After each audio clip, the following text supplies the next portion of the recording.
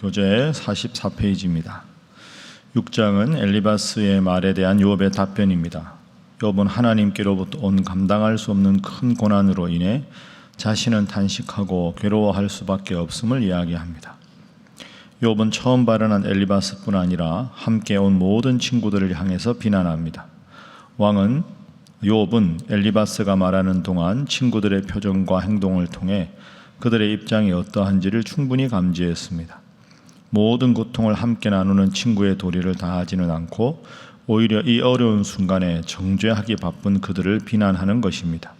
동정 없는 올바른 말이나 훈계로 낙심한 자에게 상처를 주기보다 진실로 죄를 깨닫게 하라고 요청합니다. 방금 읽으신 대로 이제 세 친구와 욥의 대화가 이제 계속 반복이 되는데, 어제 우리가 읽은 5장은 대만 사람 엘리바스가 욥에게 대해서 너가 지은 죄가 있으니까 하나님 앞에 이런 큰 고통을 당하는 것이다. 고통에 대해서 원인이 있기 때문에 너의 잘못이 있으니까 이 아픔을 당한다 하고 인과응보라 이렇게 이야기를 하고, 욥이 이에 대해서 괴로워하면서도 자신의 입장을 명확하게 이야기하는 것이 오늘의 본문입니다. 자, 오늘 본문 말씀에 욥이 얼마나 고통을 많이 당하는가 8절 9절 한번 보겠습니다.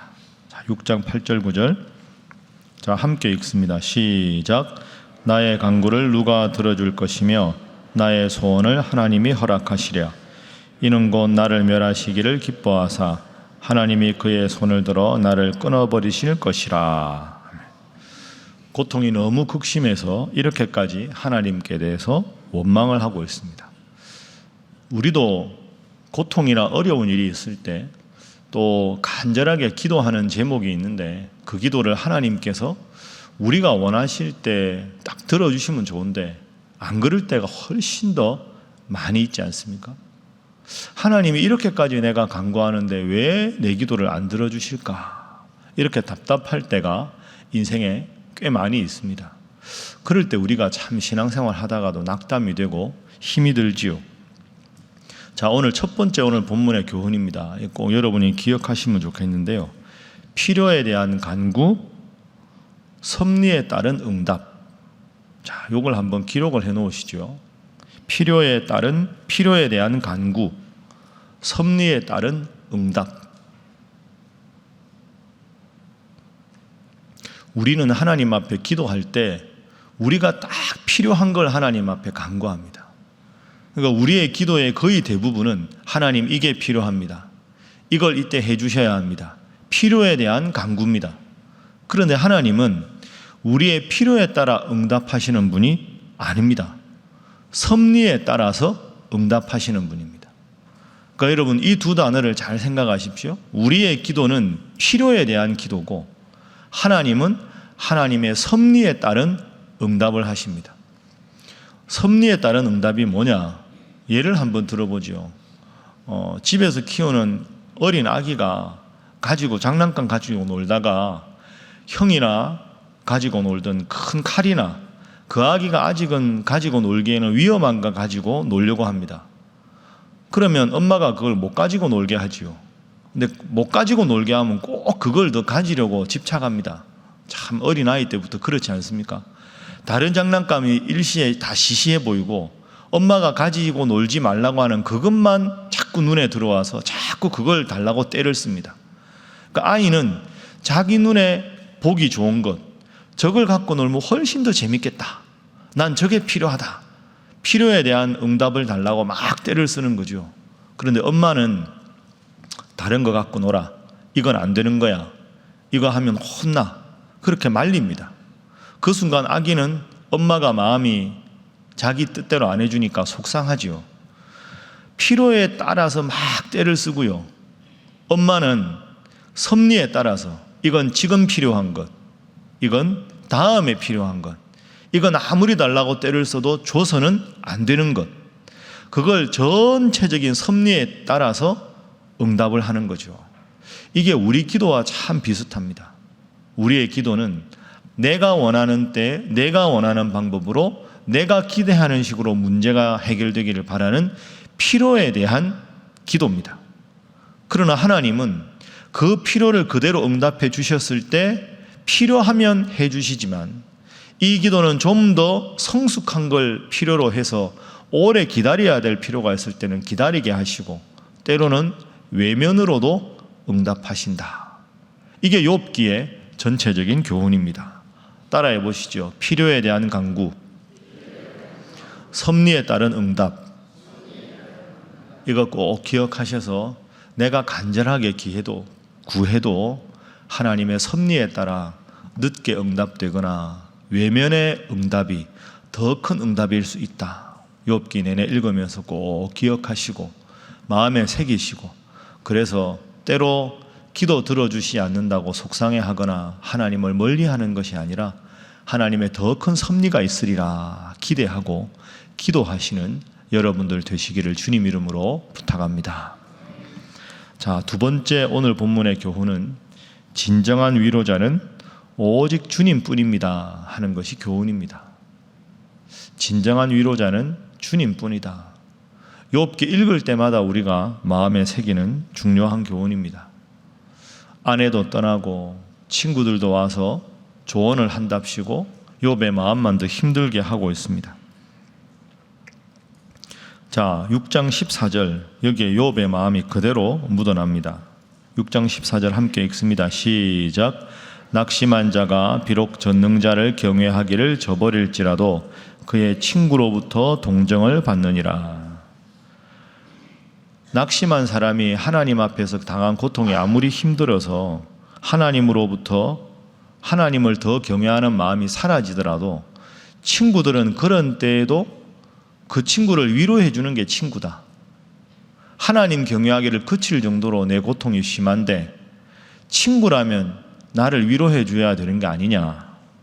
그의 친구들로부터도 동정을 받는데 대만 사람 엘리바스, 당신은 나를 위로하러 왔다고 하면서 위로는커녕 자꾸 나에게 질책만 하느냐, 이렇게 이야기하는 거죠. 뒤에도 나옵니다. 26절 27절 보시면 26절에 너희가 남의 말을 꾸짖을 생각을 하나 실망한 자의 말은 바람에 날아가느니라.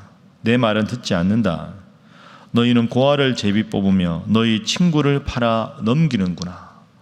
어제 말씀드린 대로 고난에 대한 원인을 말하는 게 정답이 아니라 공감해 주는 것이 정답인데 이 친구들의 태도가 참 힘들게 되는 거죠.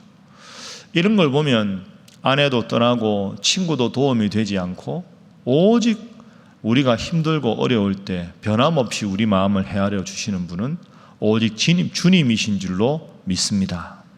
그래서 욥기는 주님을 의지하라. 내 필요에 따라 응답하지 않아도 하나님은 섭리에 따라서 응답해 주신다. 주님만 바라라. 주님만 바라라. 이것이 가장 중요한 교훈입니다.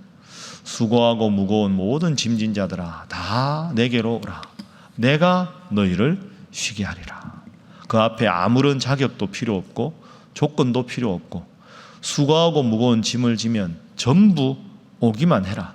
내가 쉬게 하겠다. 이렇게 말씀을 하셨습니다. 오늘 이 새벽에도 기도하러 오셨는데 주님 앞에 여러분의 마음을 다 쏟아내고 주님만이 주실 수 있는 위로를 경험하시는 그런 여러분들 되시기를 주님 이름으로 축복합니다. 마지막 세 번째 기도 제목은 한결같은 믿음의 사람이 되게 하소서 하는 것입니다. 한결같은 믿음의 사람, 또 힘들고 어려울 때 한결같이 곁에서 도와주는 사람, 이 친구들의 태도를 반면교사 삼아서 한결같이 곁에서 위로하고 도와주는 분들이 되어야 한다. 욥이 이 친구들의 태도에 실망해서 한 가지 비유를 들고 있습니다. 15절부터 17절까지 한번 보겠습니다. 내 형제들은 개울과 같이 변덕스럽고 그들은 개울에 물살같이 지나가노나 얼음이 녹으면 물이 검어지며 눈이 그 속에 감추어질지라도 따뜻하면 마르고 더우면 그 자리에서 아주 없어지나니. 자, 이게 뭐냐 하면 여러분 중동 지역에는 비가 잘 오지 않지요. 비가 안 오다가 갑자기 이렇게 우기에 비가 올 때가 있습니다. 그러면 그걸 건천을 와디라고 하는데요. 사막같이 보이다가 비가 갑자기 확 쏟아지면 거기가 시내가 되는 거죠. 그래서 여기가 이제 차고 넘치는 강처럼 보이는데 그러다가 또 햇볕이 쨍쨍 내리쬐면 또 그 시내가 완전히 말라서 말라버리는 시내, 건천이 됩니다. 그러니까 거기가 때로는 시내처럼 보이고 비가 많이 오면 강물이 범람하는 것처럼 보이다가 또 따뜻해지거나 뜨거워지면 완전히 건천이 되어버리는 거죠. 그럼 거기다가 예를 들어서 추운 겨울에 눈이 왔다고 한번 생각하십시오. 고산지대 밑에 있는 와디는. 그러면 눈이 녹으면서 원래 있던 사막의 흙탕물하고 지저분하게 섞여가지고 물이 깨끗한 물이 아니라 아주 흙탕물이 되겠지요. 그러니까 흙탕물이 있기도 하고 시내가 되기도 하고 강이 되기도 하고 바짝 마른 건천이 되어버리기도 하고. 그러니까 욥이 지금 친구들 보니까 딱 그 와디 같다 하는 거죠. 자, 다시 한번 보십시오. 내 형제들은 개울과 같이 변덕스럽고 그들은 개울의 물살같이 지나간다. 얼음이 녹으면 흙탕물이 되어서 물이 검어지고 눈이 그 속에 감추어지고 따뜻해지면 마르고 더우면 그 자리에서 아주 없어져서 그냥 다시 사막이 되어버린다. 너희들이 나를 조언한답시고 와서 하는 모습이 이런 모습이다. 나는 지금 꾸지람이 필요한 게 아니라 진단이 필요한 게 아니라 죽지 못해 살아가는데 내 마음을 좀 위로해 주면 좋겠다. 그런데 위로한다고 왔으면 위로는 안 해주고 이렇게 자꾸 나한테 추궁을 하느냐. 너희의 모습은 건천인 와디와 같다. 이렇게 이야기를 하는 거죠. 참 이런 모습 보면 우리 모두가 사실은 이런 새 친구 같은 그런 모습이 있지 않겠습니까? 상황 따라서 우리 마음이 변하고 한결같은 태도를 늘 이렇게 유지하지 못하는 우리의 모습. 어쩌면 욥기를 읽으면서 욥이 당한 고통을 우리가 공감하면서도 새 친구를 비난하지만 우리의 모습이 때로는 이 새 친구와 같을 때가 참 많이 있습니다. 좀 더 참아주면, 좀 더 기다려주면 다 해결될 텐데 그걸 못 참고 막 성격 급해서 하고 싶은 말 다 하고 상처 다 주고 그리고 상대방이 힘들어하면 그래도 나는 뒤끝은 없잖아. 그 사람 2번 죽이는 일 아닙니까? 가만히라도 있지. 그런 모습이 우리 모습인데 욥기 우리가 앞으로도 이제 계속 37장까지 읽으면서 친구들의 잘못을 이야기할 때마다 이 친구들의 모습이 내 모습은 아닌가 다시 한번 깊이 돌아보고 힘들고 어려울 때 주님만이 위로가 되시고 또 주님께서 나를 도구로 쓰셔서 위로자로 삼으실 때 항상 정답을 말하는 게 정답이 아니라 공감하는 게 정답임을 생각하고 끊임없이 기도하고 도와주고 한결같이 사랑할 수 있는 그런 여러분들 되시기를 주님 이름으로 부탁합니다. 기도하겠습니다. 하나님, 늘 우리의 진정한 위로자 되신 주님 앞에 오늘도 나왔습니다. 이 귀한 성도들의 마음을 주님께서 위로하시고 주님께서 충만한 은혜로 채워주옵소서. 하나님 함께 하셔서 한결같이 슬퍼하는 자들을 위해서 위로하는 저희들 되게 하시고 우리가 필요에 따라 하나님 앞에 기도하지만 섭리에 따른 하나님의 응답이 있음을 기억하고 낙심치 않고 열심히 기도하는 저희 성도들이 되게 하여 주옵소서. 기도해 주시고 오늘 남상금기 행사를 위해서 또 우리 금요 오순절 집회를 위해서 또 내일 아침에는 또 정책당회가 있습니다. 내년을 계획하는 모든 정책당의 일정 가운데 하나님께서 한 마음 주시고 지혜 주셔서 우리 교회가 더욱더 하나님 앞에 바로 서는 교회, 하나님께 칭찬받는 교회 되게 하여 주옵소서. 기도하시고 또 구역에 교구에 여러분의 위로와 기도가 필요한 분들 떠올리며 기도하시고 153 새생명 초청잔치를 위해서도 다 함께 주님 앞에 기도하겠습니다. 주여 믿습니다. 주여 믿습니다.